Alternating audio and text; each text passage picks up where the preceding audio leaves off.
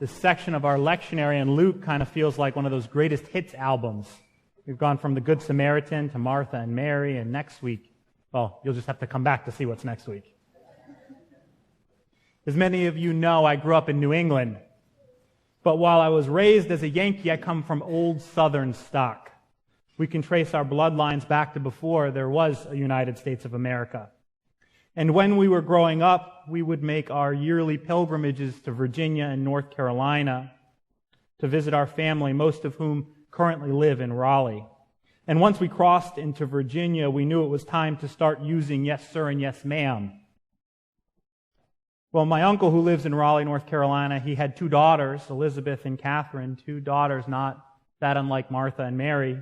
Elizabeth, the eldest, was a Southerner through and through, is a Southerner through and through, and from a young age she took to being a hostess. It was in her blood. And then, while still in elementary school, her mom passed away, and after that, as you can imagine, as the woman of a Southern household now, she took even more to that role. And over the years, she developed a Martha Stewart-esque capacity for throwing a great party. In fact, at one point, she even worked for Martha Stewart's empire, staging homes and new developments. Her sister Catherine, on the other hand, well, she never quite took to that role in the same way. She was always more of a daydreamer, much more lackadaisical about it all, much more likely to wonder, do we really have to do that right now? Than to fret about making sure everything was perfectly prepared. As one of my aunts likes to put it, Catherine has a tendency to float through life. Perhaps it's because my family's going to North Carolina in a few weeks, but as I read today's gospel, I just couldn't help but see the two of them in it. Elizabeth banging pots in the kitchen as she prepared for dinner at Christmas, hoping Catherine would pick up on her not-too-subtle signals. Catherine pretending not to notice as she refused to be swept up in Elizabeth's expectations of what was proper. I think unlike stories about farming and fishing that can feel so distant from our lives at times, this is a story we have no problem relating to. And I'd bet that each of us has our own Marthas and Marys in their lives, our own Catherines and Elizabeths. And at this point, I can also just about see my older brother's eyebrows raise up as he looks at me and quickly reminds me that we fit this pattern just as well as they do, right?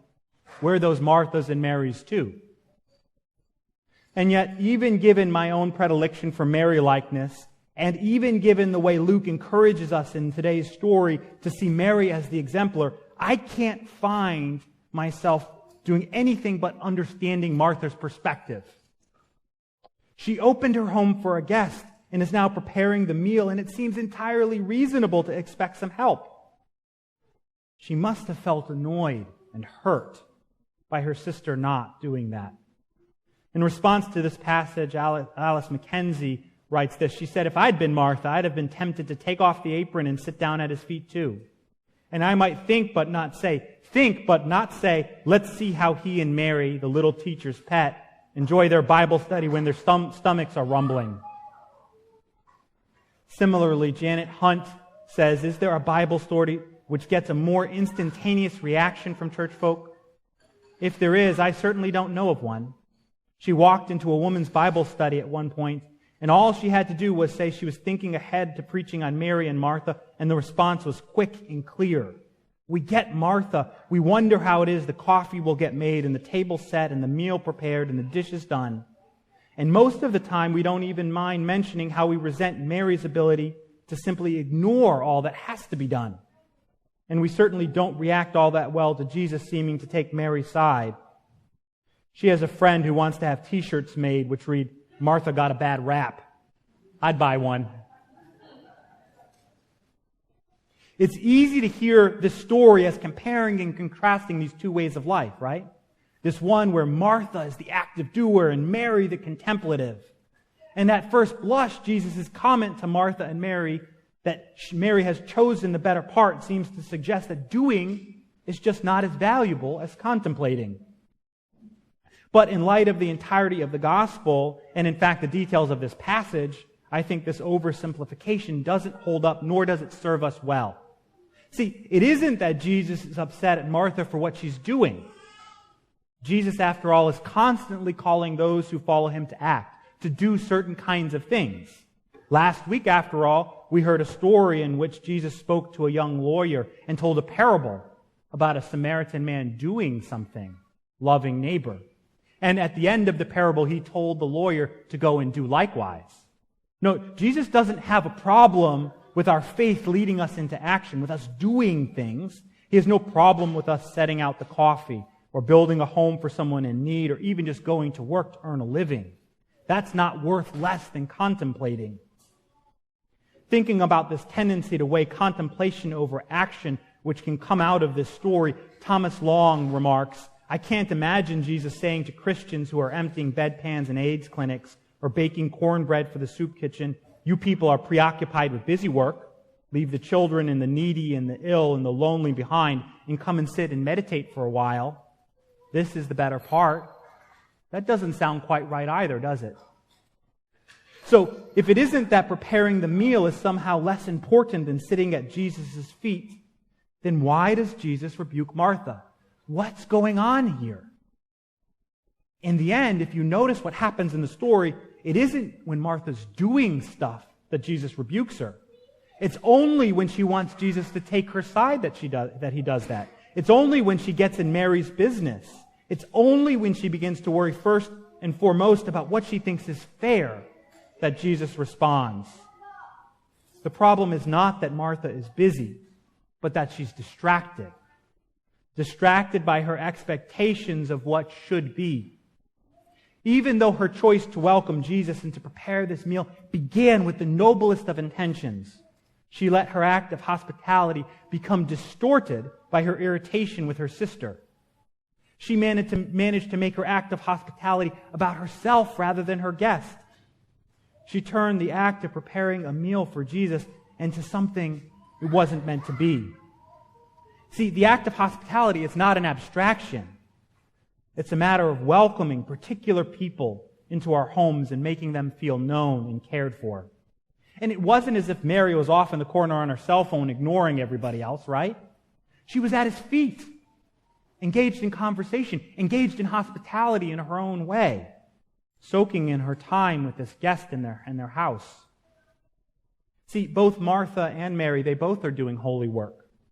In the end, working in the kitchen preparing meals is worthwhile work. And in its own way, it's undoubtedly holy. And so too is Mary's choice to sit at Jesus' feet and listen. And perhaps the real truth is that some of us are Marthalike and others Marylike, but that to one degree or another, we each have our own Marthalike and Marylike moments. And perhaps this passage is an invitation to create a dialogue between them, between the Martha and Mary in each of us. In writing about this passage, a former bishop of Chicago, Frank Griswold, recalled the words of a monk from the 4th century who said, Martha is necessary to Mary, for it's because Martha worked that Mary was able to be praised.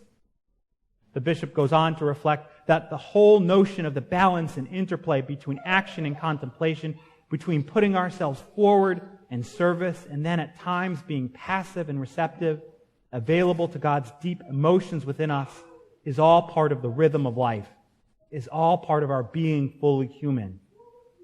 And on the day of their baptism, it's into this rhythm of life, this rhythm of being between action and contemplation, that we're inviting these two beautiful young girls. We invite them to join us in trying our best to choose the better part and to embody the best parts of both Mary and Martha. Whether we find ourselves contemplating our life with God or preparing a meal for guests, this passage is a reminder that what is pleasing to God is that our hearts are right. No matter what Martha Stewart says, the best dinner parties are not measured by the kind of china or the complexity of the menu. While paying attention to details can be an act of love, being obsessed with details can miss the point. You can be a great host with Chinese food and paper plates. The best parties are the ones in which you're welcomed for who you are. And so perhaps we're left to wonder whether we are in a Martha-like or a Mary-like place. How can every single meal, how can every meal we share with a guest be an opportunity to let Christ's love shine through? Whether it's a matter of helping prepare the food or enjoying good conversation and not worrying so much about what the other person is doing. So whether we take out the fine china or we just buy a pizza, May we choose the better part and make that choice out of love. Amen.